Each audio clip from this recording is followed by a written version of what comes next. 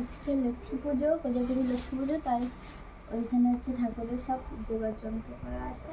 আর এইদিকে আমরা খাচ্ছি নিরামিষ ভাত, আর এখানে ঝিঙে পোস্ত, এখানে হচ্ছে মুগের ডাল, আর এখানে পটল ভাজা, তোমাদের দাদাভাই মির্চি ভাজা নিয়েছে, যারা আমি আলপনা দিয়েছি। দেখো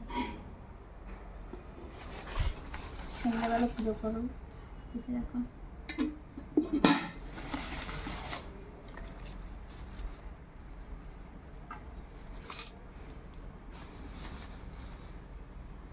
চলো খাওয়া দাওয়া করে নিই, টাটা।